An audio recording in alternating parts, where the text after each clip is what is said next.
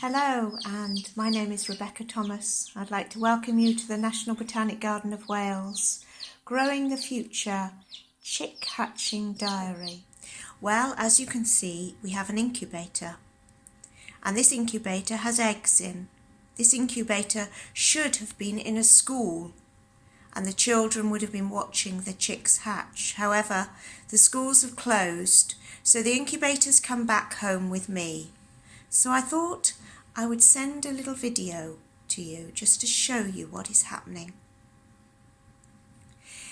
This incubator keeps the eggs at a regular temperature at 37 degrees. And every 45 minutes the eggs turn just as if they were under the hen. Now, they have been in this incubator for 20 days. And it takes 21 days for eggs to hatch. So these little chicks are ready almost to come out. And if you listen very carefully, you can hear a little peep. And if we just look carefully as well, you can see that the eggs are starting to break open. Inside, the chick has fully developed and is starting to break out. Over the next 12 hours, the chick, using a very special little claw on its beak, will break through the shell. The shell will break in half, and the chick will come out. Now, in the middle of this incubator, we have a little well of water. And the reason for that is it's topped up right to the top at the moment, so that the eggs are completely moist. It produces moisture, and it's very humid in there. And that humidity and that moisture ensures that the eggs are nice and soft, which helps the chick emerge and chip out the egg.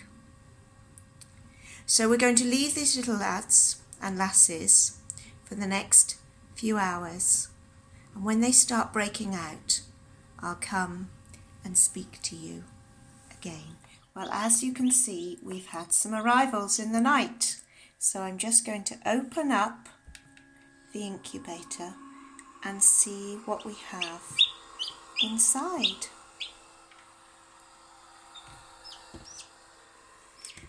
And here we have 3 little chicks. This little fellow has only just hatched. And as you can see, the eggs have been split in half. So we're just going to remove the eggs, the shells, from the incubator and give them a bit more room. So I'm going to leave these chicks in the incubator for now. This is a nice warm place. As you can hear, the fan is making a noise and it's going to keep them warm. These chicks have enough food inside them for the next 12 hours. So it's almost better for them to stay in the incubator to keep warm, stay nice and fluffy, and dry out whilst they absorb the rest of the egg yolk that they have in their stomach. We still have one little egg over here, which is nearly ready to hatch, and as this starts to break open, then we will just follow his movements. So these little 3 chicks here are going to stay in the incubator. They're quite safe, they're quite warm until their feathers dry out and they become all fluffy. And then we will move them into what's called the brood box. So we've had progress, and one of the little chicks is just about to hatch. just take the other little lid off, and you can see here, they're making a lot of noise, you can see here how this chick with its beak has cracked all around the outside of the shell. It takes a lot of energy to hatch. This little one has been hatching here for the last 12 hours. So for 12 hours it's been pushing its way out, cracking open the shell, and as you can see now it's just pushing and squeezing out. Every now and again it has to stop to catch its breath, and then it pushes again. You can see it breathing, it's pushing again, rolling itself round. This looks like a little black chick coming out of here. So the last bit to break open is this skin, this membrane. And we're recommended not to try and help these little chicks. This development has all got to happen at the right time. And if we try and push it, if we try and help them, it actually causes them damage, because their blood vessels are still attached to the outside, to the skin of the shell. And if we try and break that shell, we actually break the blood vessels and then cause the chick damage. So even though it seems really tempting to try and help this little chick, we actually must let nature do its own thing. And if you look across at the other little chick, you can see the little beak poking out, starting to make the first little peeps of its hole. Here we are. It's quietly, gradually bursting the last few strands of the skin, and you can see a little leg popping out, and we can start to hear it cheeping in there. If you can see it coming out, this is a wonderful magical moment here. Wonderful moment of nature.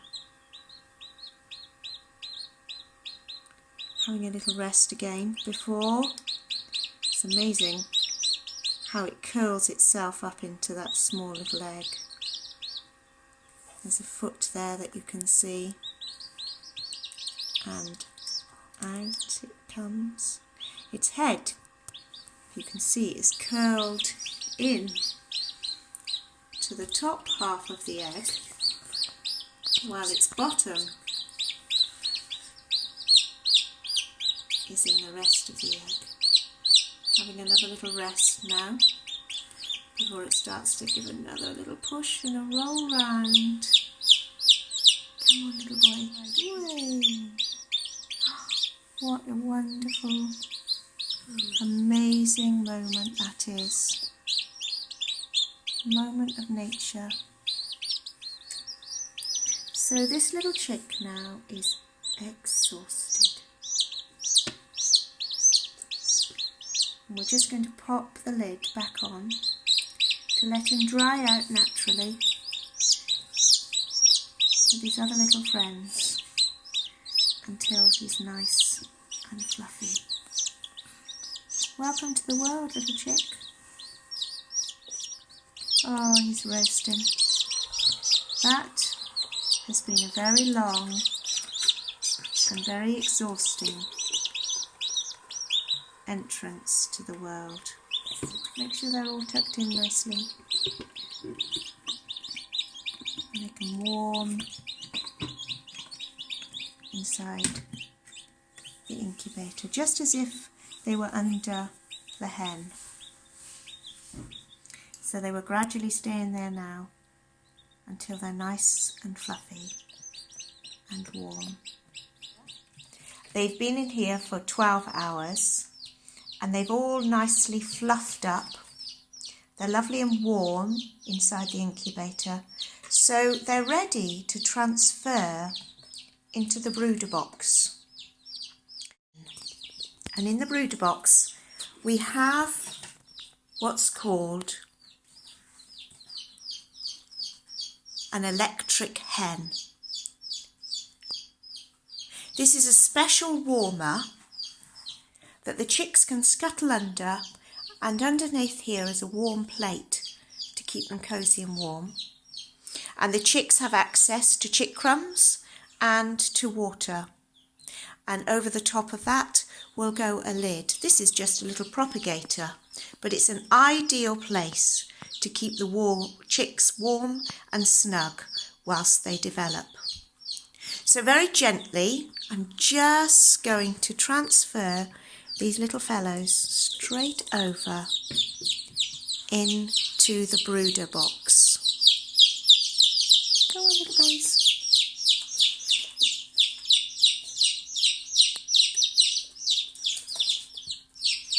Now these little chicks will find the food and the water all on their own.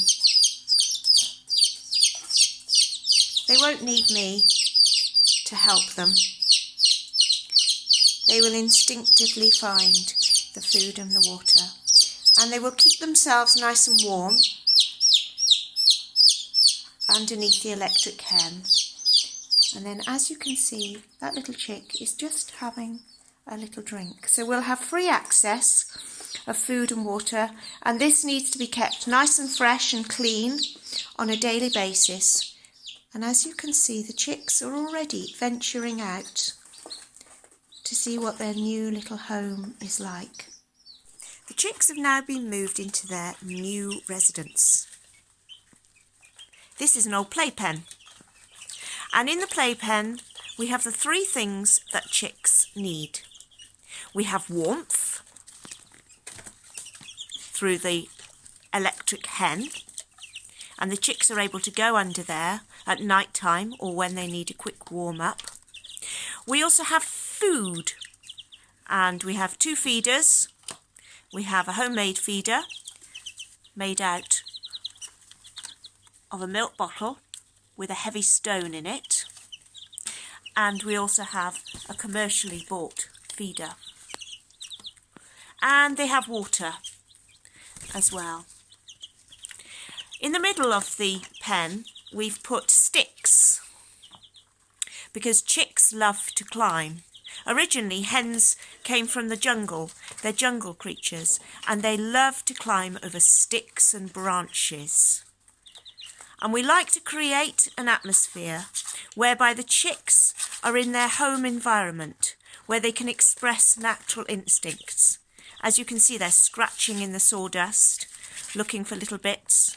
They're climbing on the sticks, playing I'm the king of the castle. And when it gets dark and it gets cold, they'll snuggle up underneath the electric hen and all go to sleep.